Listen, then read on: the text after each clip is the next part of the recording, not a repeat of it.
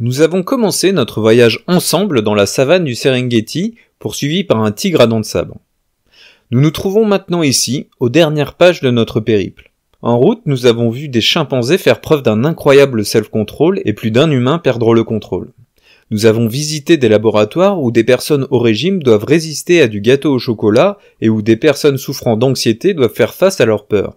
Nous avons vu les neuroscientifiques découvrir la promesse de récompense et les spécialistes du neuromarketing découvrir comment en tirer profit. Nous avons vu des interventions qui utilisent la fierté, le pardon, l'exercice physique, la méditation, la pression des pairs, l'argent, le sommeil et même Dieu pour motiver les gens à changer d'attitude. Nous avons rencontré des psychologues qui électrocutent des rats, torturent des fumeurs et tentent des enfants de 4 ans avec des marshmallows, tout cela au nom de la science de la volonté. J'espère que ce voyage vous a procuré plus qu'un coup d'œil de voyeur sur le monde fascinant de la recherche.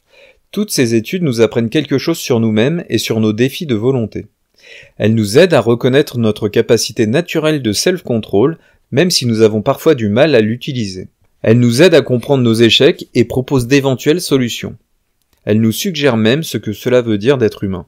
Par exemple, nous avons vu à maintes reprises que nous ne sommes pas constitués d'un moi unique, mais de multiples moi.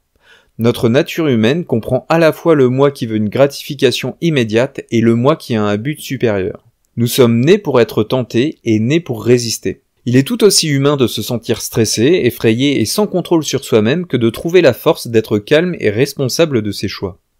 Le self-control demande que l'on comprenne ces différentes parties de soi-même et non que l'on change fondamentalement la personne que nous sommes.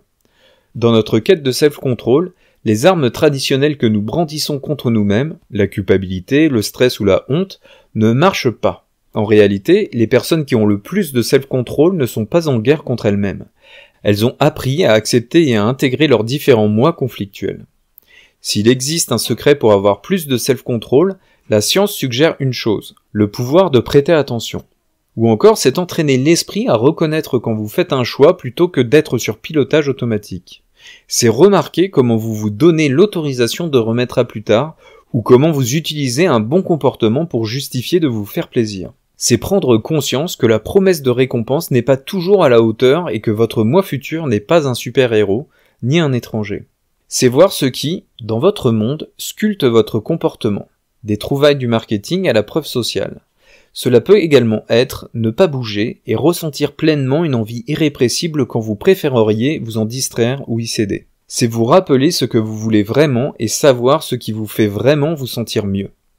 La conscience de soi montre le moi sur lequel vous pouvez toujours compter pour vous aider à faire ce qui est difficile et ce qui compte le plus. C'est la meilleure définition de la volonté que je puisse trouver. Un dernier mot. Dans l'esprit de l'enquête scientifique, je termine toujours mon cours sur la science de la volonté en demandant aux étudiants ce qui ressort à leurs yeux de tout ce qu'ils ont observé et de toutes les expériences qu'ils ont faites. Récemment, un de mes amis scientifiques a suggéré que la seule conclusion raisonnable pour un livre sur des idées scientifiques est « tirer vos propres conclusions ». C'est pourquoi, aussi tentant qu'il soit d'avoir le dernier mot, j'exercerai mon pouvoir de ne pas faire en vous posant plutôt les questions suivantes. Votre opinion sur la volonté et le self-control a-t-elle changé?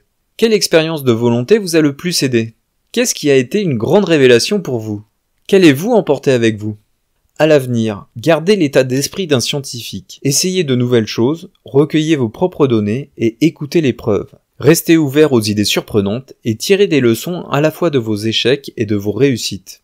Avec toutes nos étrangetés humaines et les tentations du monde moderne, c'est ce que nous pouvons faire de mieux. Mais si nous le faisons avec une attitude de curiosité et de bienveillance envers soi-même, c'est plus que suffisant.